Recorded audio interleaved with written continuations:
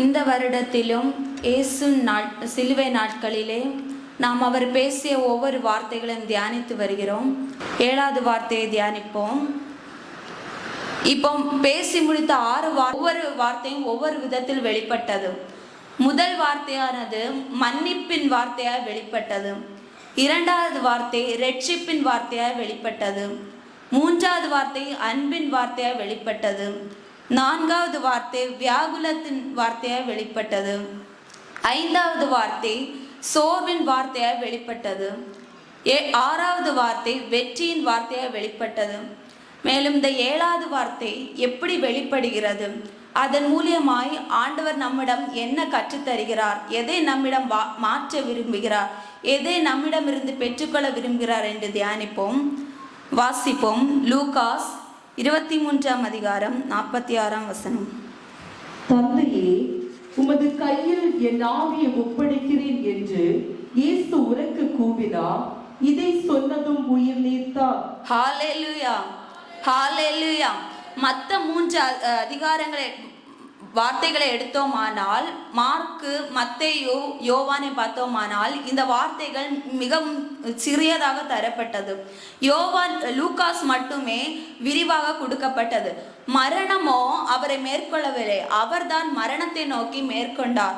ஜீவனை கொடுக்கவும் ஜீவனை எடுக்கவும் யாருக்கு தான் அதிகாரம் உண்டு? நம் இயேசு கிறிஸ்துவுக்கு மட்டும்தான் அதிகாரம் உண்டு. ஆகவே அவர் தம்மை மரணத்துக்கு ஒப்பு கொடுக்காமல் அவர்தான் மரணத்தை நோக்கி சென்று இறுதி வரையிலும் அவர் வார்த்தையை வெளிப்பட்ட பின்புதான் அவர் தலை சாய்த்து மரணம் அடைந்தார். ஆராய்ச்சியாளர்கள் அவருடைய பாடுகளின் பொருட்டு இந்த ஒவ்வொரு காயங்களை எண்ணும் போது அவர்கள் என்ன சொல்கிறார் என்றால், அவர் உடம்பில் 5000த்திற்கு மேற்பட்ட காயங்கள் இருந்தன. அவர் துன்பப்பட்டார், பிறரால் வேதனைப்பட்டார், அடிக்கப்பட்டார், சிலுவையில் தொங்கப்பட்டார், ஈட்டிகளால் குத்தப்பட்டார். ஆயினும் கடைசி நிமிடம் அவர் வார்த்தை கூறும் வரை அவர் என்ன பண்ணவில்லை, இறக்கவில்லை. மரணம் அவரை மேற்கொள்ளவே இல்லை.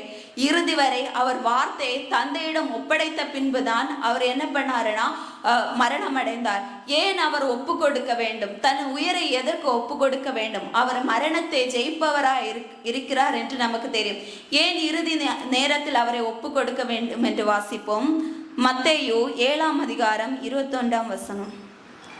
என்னை நோக்கி ஆண்டவரே ஆண்டவரே என்று சொல்பவன் எல்லாம் விண்ணரசு சேர மாட்டான், வானகத்தில் உள்ள என் தந்தையின் விருப்பப்படி நடப்பவனே சேருவான். ஹல்லேலூயா.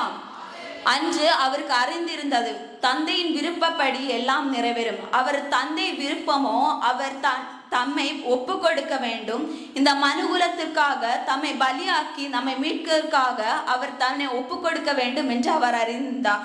அவர் சிறு வயதில் ஆலயத்தில் தொலைந்த போது தன் தந்தையும் தாயும் வந்து கேட்டபோது அவர் தாயிடம் கூறினது, அவரின் விருப்பப்படி நான் செய்ய வேண்டும் என்று உங்களுக்கு தெரியாதா என்று கேட்டார். அன்று சிறு வயதில் இருந்தே அவர் அறிந்திருந்தார், நான் தந்தையின் விருப்பப்படி நான் ஒப்பு கொடுக்க வேண்டும். அன்றிலிருந்து அவர் தனது ஊழியத்தை தொடங்க ஆரம்பித்தார். இறுதி வரையிலும் தன்னை எல்லா விதத்திலும் ஒப்பு கொடுத்து இறுதியில் தந்தையே என்று கூப்பிட்டு அவர் கடைசியில் என்ன பண்ணார், தமது உயிரை ஒப்பு கொடுத்தார். இதில் இந்த வார்த்தையில் நாம் ஒரு ஒற்றுமையை காண முடியும். முதல் வார்த்தை தந்தை இவர்களை மன்னியும், அந்த வார்த்தையும் இந்த 7வது வார்த்தையை நாம் எடுத்தோமானால் ஒரு ஒற்றுமை இருக்கிறது. முதல் வார்த்தையிலும் இறுதி வார்த்தையிலும் அவர் முதலிலும் கடைசியிலும் அவர் தந்தை என்று கூப்பிடுவார். வாசிப்போம். கொலோசியர் 3ஆம் அதிகாரம் 17ஆம் வசனம். எதை சொன்னாலும் எதை செய்தாலும் அனைத்தையும் ஆண்டவராகிய இயேசுவின் பெயரால் செய்து அவர் வழியாக தந்தையாகிய கடவுளுக்கு நன்றி செலுத்துங்கள். ஹல்லேலூயா, ஹல்லேலூயா. அவர் என்ன கூறுகிறார்கள்டா, எதுவா இருந்தாலும் நம்ம தந்தையை முதல்ல கூப்பிடணுமா. இன்று நமக்கு அநேக தேவைகள் இருக்கிறது, அநேக பேர் இருக்கிறார்கள். ஆயினும் நமக்கு முதல்ல யாரை தேடுகிறோம்? உலக மனிதர்களையும் நமது கையில் இருக்கும் பணத்தையும் நாடி தேடுகிறோம். அவர் கூறுகிறதுண்டா, முதலில் அவரையும் அவர் ராஜ்யத்தை தேடுங்கள், பின் எல்லாம் உமக்கு கொடுக்கப்படும் என்று கூறுகிறார். எல்லாவற்றிலும் அவரை முதன்மையாய் வைத்தோமானால் நம்ம இறுதி வரை அவர் நம் வாழ்வை வெற்றியாக்குவார். ஹல்லேலூயா, ஹல்லேலூயா. பின்பு அவர் எப்படியெல்லாம் அவரை ஒப்படைத்தார்? தந்தையிடம் அந்த சிலுவை மரணத்திலே தன்னை எப்படியெல்லாம் ஒப்படைத்தார் என்று தியானிப்போம். முதலாவது தன்னை பலியாக ஒப்பு கொடுத்தார். இயேசுவை பத்தி தெரியும். நாம ஜெபிக்கும் போதே ஆண்டவரை எங்களுக்காக மரணத்தை சிலுவையிலிருந்து தொங்குனீரே, எங்கள் பாவங்களுக்காக தொங்குனீரே, எங்கள் வியாதிகளுக்காக தொங்குனீர்கள் என்று ஜெபிப்போம். அவர் தன்னை எப்படியாக பலியாக்கினார் என்றால் நம்முடைய வியாதிகளுக்காக, நாம் சாத்தானை ஜெயிப்பதற்காக அவர் என்ன பண்ணாருன்னா தம்மை ஒப்பு கொடுத்தார். வாசிப்போம். ரோமியர் 12ஆம் அதிகாரம் 1ஆம் வசனம். சகோதரர்களே, கடவுளுடைய இரக்கத்தை முன்னிட்டு உங்களை வேண்டுகிறேன், உங்கள் உடலை கடவுளுக்கு உகந்த பரிசுத்த பலியாகவும் உயிருள்ள பலியாகவும் ஒப்புக் கொடுங்கள். ஹல்லேலூயா, ஹல்லேலூயா. அவர் நம்மிடம் கேட்பதென்றால் நம்முடைய பரிசுத்த பலிகளையும் நம்ம பலிகளையுமே கேட்கிறார். இன்று நமக்கு எப்படி பலிகளை கொடுக்க முடியும்? நாம முன்னே காலத்தை போன்ற ஆடுகளை மாடுகளை வெட்டி இல்லை அவருக்கு பலி கொடுக்கிறார். நமது நேரத்தையும் நமது உழைப்பையும் நமது காணிக்கையுமே அவருக்கு பலியாய் கொடுக்க வேண்டும். ஹல்லேலூயா. இன்று உபவாச நாட்களில் எடுத்தோமானால் விசுவாசிகள் ஆட்கள் குறைவா இருக்கும். தங்கள் நேரங்களை அந்த 12ஆம் மணி நேரமே அவர்கள் உலகத்துக்கு என செலவிடுகிறார்கள். மனிதர்கள் பார்க்க வேண்டும் என்று தங்கள் பணத்திற்காக நேரத்தை செலவிடுகிறார்கள். ஆகவே நேரத்தினாலும் ஜெபத்தினாலும் அவருக்கு பலிகளை செலுத்த வேண்டும். ஸ்தேவானை பார்த்தோமானால் அவரை கல்லறைக்கு முன்பு அவர் என்ன சொல்வார் என்றால், என் ஆவியை ஏற்றுக்கொள்ளும். இந்த இறுதி நாட்களிலும் நாமும் இறுதி வேளையில் அவர் வருகையின் போது என் ஆவியை ஏற்றுக்கொள்ளும் என்று சொல்லும் வண்ணம் ஆவியானவரிடம் ஒவ்வொரு நாளும் நம் நேரத்தினாலும் காணிக்கையினாலும் துதியினாலும் கைத்தாள ஓசையினாலும் நம் ஒவ்வொரு பலிகளையும் ஒப்பு கொடுக்க வேண்டும். ஹல்லேலூயா. இரண்டாவதாக பாவம் இல்லாமல் தம்மை ஒப்பு கொடுத்தார். கடைசி நிமிடம் வரை அவரை சிலுவையில் அறைந்த 100 தலைவர் கூட அவருக்கு சாட்சி சொன்னார், இவரிடம் எந்த குற்றமும் காணவில்லை என்று. ஏன் அவரை காட்டி கொடுத்த யூதாசு கூட அவருக்கு சாட்சி சொன்னார். இன்று நமது பலியானது எப்படி நாம ஒப்பு கொடுக்கிறோம்? நாம வருகிற ஆலயத்தின் நேரத்தில் மட்டும் நாம பரிசுத்தமாய் காணப்படுகிறோம். ஆலயத்தை விட்டு சென்றவுடன் நமது உலகத்தார் கூட சுற்றி திரிகிறோம், பாவத்தில் அழிந்து திரிகிறோம், உலகத்தாருடன் புரளி பேசுகிறோம், சபைக்கு எதிராக எழும்பி பேசுகிறோம். ஆயினும் நாம் கர்த்தரை அறிந்திருந்தும் இவை அனைத்து செல்கிறோம். ஆவியானவர் கூறுகிறார், பாவம் இல்லாமல் உங்களை ஒப்பு கொடுங்கள். ஹல்லேலூயா. வாசிப்போம். 1 ராயப்பர் 2ஆம் அதிகாரம் 23ஆம் வசனம். அவர்கள் பழி துரைத்த போது அவர் எதிர்த்து பழிக்கவில்லை, துன்புற்ற போது அச்சுறுத்தவில்லை, நீதியோடு தீர்ப்பிடும் இறைவனிடம் தம் காரியத்தை ஒப்படைத்தார். ஹல்லேலூயா, ஹல்லேலூயா. ஆண்டவர் அந்த வேதனையிலும் அவர்களை மன்னித்தார். முதல் வார்த்தையிலே பார்த்தோம், அவர்களை மன்னித்தார். அதே மாதிரி இன்று நாம் அநேக பேர் நமக்கு பின்பாகவும் பேசுகிறார்கள், முன்பாகவும் பேசுகிறார். அநேக காரியம் நமக்கு எதிராக செய்கிறார்கள். அவர்கள் மத்தியில் நாமும் அவர்களுக்கு எதிராக நிற்கிறோமே தவிர ஆண்டவரிடம் நாட்களில் ஒப்படைக்க மாட்டேங்கிறோம். ஆண்டவர் என்ன சொல்கிறார்? அவர்கள் உன்னை பழித்தார்களா, கன்னத்தில் அறைந்தார்களா, மறு கன்னத்தை காட்டுங்கள் என்று கூறுகிறார். அவர்களிடம் வம்புக்கோ வீம்புக்கோ நீங்கள் நிற்காதீங்க என்று சொல்கிறார். ஆகவே நம்ம பாவம் இல்லாமல் அவரிடம் ஒப்பு கொடுப்போமானால் நீங்க எல்லாவற்றையும் முதலில் தந்தையை தேடி அவரிடம் எல்லாவற்றையும் ஒப்பு கொடுக்க வேண்டும். ஹல்லேலூயா. மூன்றாவதாக பாதுகாப்பாய் நம்மை ஒப்பு கொடுக்க வேண்டும்.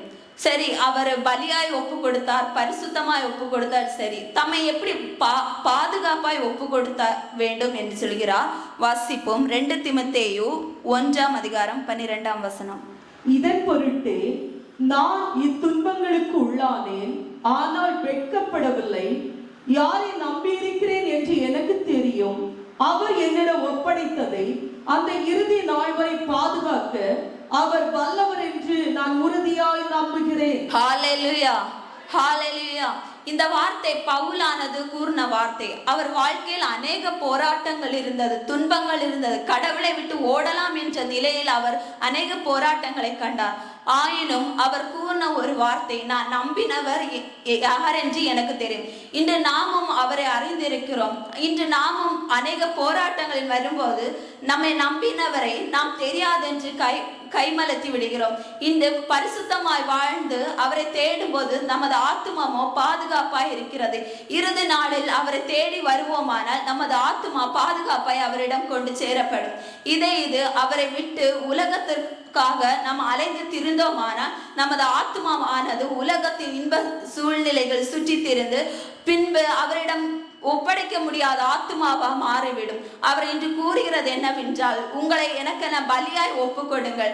உங்களிடமோ எந்த காணிக்கையோ இல்லை எதுவும் கேட்க, உங்கள் நேரத்தையும் பரிசுத்தையும் மட்டுமே கேட்கிறோம். நீங்கள் உங்களை ஒப்பு கொடுப்போமானால் ஆவியானவர் உங்களை எல்லா நிலையிலும் உயர்த்தி இறுதி நாளில் உங்களை அவருடன் கொண்டு சேர்ப்பார். ஹல்லேலூயா, ஹல்லேலூயா. இந்நாட்களிலே இந்த 7ஆம் வார்த்தையை நம் ஆலயத்துடன் ஒப்பிடலாம். இந்த ஆண்டோ நமக்கு 7வது ஆண்டு நடைபெறுகிறது. இந்த 7வது ஆண்டிலே நமக்கு மீட்பின் ஆண்டு என்று ஆண்டவர் தந்தார். இந்த 7வது வார்த்தையில் நீங்கள் எல்லாவற்றையும் ஒப்புக்கொடுங்கள் என்று சொன்னது போல இந்த 7வது ஆண்டிலே நீங்கள் உங்கள் நேரத்தையும் உங்கள் பலிகளை எல்லாத்தையும் ஒப்பு கொடுத்து ஊழியத்தை நடத்துவீரானால் அவர் சொல்கிறார் உங்கள் வாழ்க்கை மீட்கப்படும் என்று சொல்கிறார். ஹல்லேலூயா. நமக்கு எதிராக எழும்பும் எல்லா மனிதர்களும் ஓடுவார்கள். ஹல்லேலூயா. இந்த ஆண்டு நிச்சயமாகவே மீட்பு உண்டு. ஹல்லேலூயா. நம்ம மீட்கப்பட்ட இந்த ஆண்டிலே அநேக ஜனங்கள் இந்த 7ஆம் ஆண்டிலே எழுப்புதலை கட்டளையிட ஆண்டவர் மரணத்தை இறுதி வார்த்தையின் மூலம் வெற்றி பெற்றதை போல நாமளும் இந்த ஊழியத்தின் போராட்டங்கள் எல்லா வார்த்தையும் நின்று வெற்றி பெறுவோம். ஹல்லேலூயா. கர்த்தர் நல்லவர், அவர் வார்த்தை என்றும் மாறாது என்ற வார்த்தையின்படி அவர் இந்த ஆண்டு இறுதி நாட்களே நம்ம போராட்டங்களை முடித்து சர்வ வல்லவராய் எழுப்புதலை கட்டளையிடுவார். ஹல்லேலூயா. இந்த உங்களை ஒவ்வொருவரை ஒப்பு கொடுத்து உங்களை பலியாக்கும் போது ஆவியானவர் உங்கள் வாழ்க்கையிலும் நடைபெறாத அநேக அற்புதங்களை நடக்க செய்வார். ஹல்லேலூயா. இயேசு சொன்னது போல எருசலேமின் ஆலயத்தை ஆண்டவர் அபிஷேகம் செய்த போது சொன்னார், இன்று நமது மகிமை நாளம் மகிமையா நிரம்புள்ளது, எவனும் இந்த ஆலயத்தை அசைக்கப்படுவதில்லை என்ற வார்த்தையின்படி இனி எந்த போராட்டமும் இங்கு நடக்காது. எல்லா யுத்தங்களும் ஓய பண்ண விதமாய் ஆண்டவர் இந்நாட்களில் நமது மகிமையின் ஆலயத்தில் ஒவ்வொரு வார்த்தைகளை பொறுத்திருக்கிறார். இனி வருகிற நாட்கள் ஆலயத்தில் ஏறும்போது நீங்கள் அந்த வார்த்தையை தியானித்து வாசித்து வருமானாலும் உங்கள் துக்கம் எல்லாம் கண்ணீர் எல்லாம் மாறப்படும். ஹல்லேலூயா. உமது வார்த்தை எல்லாம் உங்கள் வாழ்க்கையிலும் வாழ்வாக்கும். ஹல்லேலூயா.